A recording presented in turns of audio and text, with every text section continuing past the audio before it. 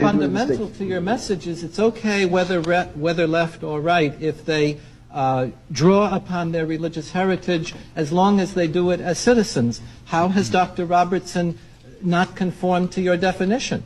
The difference is that Pat Robertson happens to be wrong in the implication that he draws from my point of view. It's not that he doesn't have a right to do it. It only means you don't agree with him. It means that I don't agree within the public square. That's right. Why it not? means that when I read Micah and Amos, I see a focus on the poor. When I read Pat Robertson, I see a focus on the elites. It's a fundamental difference. Mr. Robertson, he can take care of himself. Are you aware that I have an organization called Operation Blessing that has fed about 39 million poor black people, that we have taught 300,000 how to read and write, that recently we had an operation at Mississippi that spent $3 million teaching 70,000 primarily poor blacks how to read? What do you mean I don't have an interest in the poor and the needy? That's nonsense. What I mean, Mr. Robinson, is that certainly there's a rich philanthropic tradition of which you are a part, and therefore I'm not claiming that your concern for the poor is absent.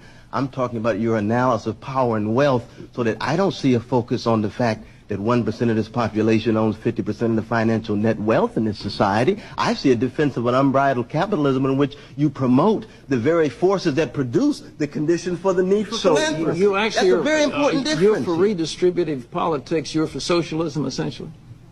I'm for justice. But I'm not asking, are you for socialism and redistributing of the wealth from the rich to the poor? I think it's difficult to generate a theory of justice that could justify 2.5 million Americans having $8 trillion. Yeah. Well, where do you think the jobs come from in America?